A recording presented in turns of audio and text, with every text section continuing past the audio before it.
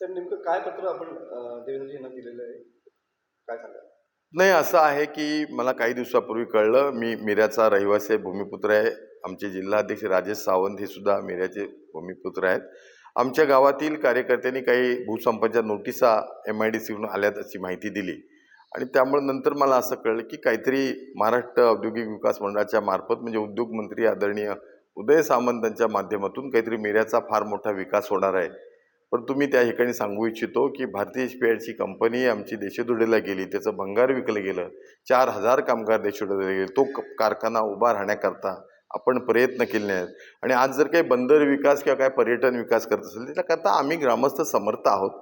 जो कोण उद्योजक, जो इन्व्हेस्टर कोण येणार त्याच्याशी आम्ही बसू, निगोशिएशन करू आणि जागा देऊ, आमचा विकास आम्ही करू. आणि आज MIDCनं जे काही भूसंपादन स्टरलाइटला केलंय, जयगडला त्या वाटदला केले, त्या त्या ठिकाणी उद्योग उभे केले पाहिजेत असं मला वाटतं. आणि जर बंदर विकासच त्यांना करायचा असेल मिऱ्याच्या दृष्टीनं तर मला असं वाटतं ते टेक्निकली फिजिबल नाही आहे. कारण दक्षिणचे वारे येतात आणि ज्या ठिकाणी दक्षिणचा वारा असतो त्या ठिकाणी ते बंदर बारमाही कधी होत नाही.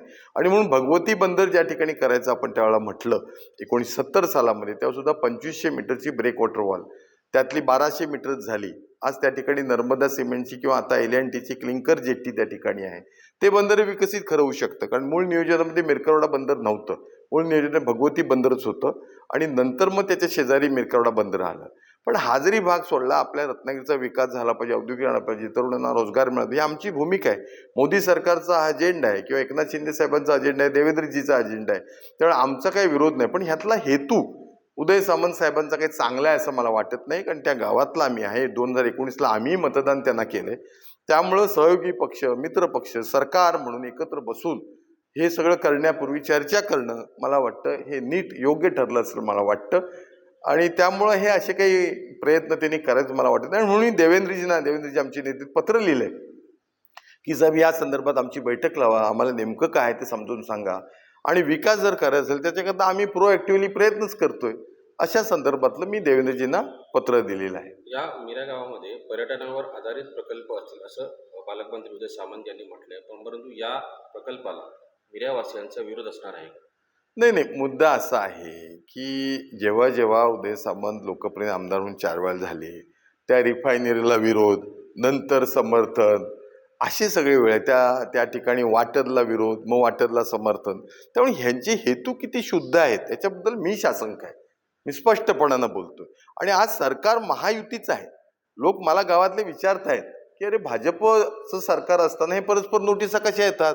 ग्रामपंचायत म्हणून आपण चर्चा केली पाहिजे, बसलं पाहिजे. पर्यटन आम्हाला पाहिजेच आहे. त्या तिथं सागरी महामार्ग होतोय, पर्यटन खूप विकसित होणार आहे. त्याच्याकरता MIDCचं ॲक्विजिशन कशा करता? जे काय 4 पट 5 पट पैसे निगोसिएशन करू, आम्ही जनतेशी बसू, आमचे जे जमीन मालक आहेत मुंबईपासून मिऱ्यापर्यंत त्यांच्याशी बसून चर्चा करू. जंगल सफारी चांगली त्या ठिकाणी होऊ शकते, पर्यटन चांगलं विकसित होतं, हॉटेल्स चांगल्या प्रकारचे होऊ शकतात. त्याच्याकरता ॲक्विजिशनची काय आवश्यकता आहे? मला असं वाटतं हा बागुलबो आहे. मिऱ्याचे लोक आपल्या पायाशी हवेत, मग आम्ही ॲक्विजिशन रद्द करू अशा प्रकारचं काम चाललंय. हेच वाटदमध्ये घडलंय.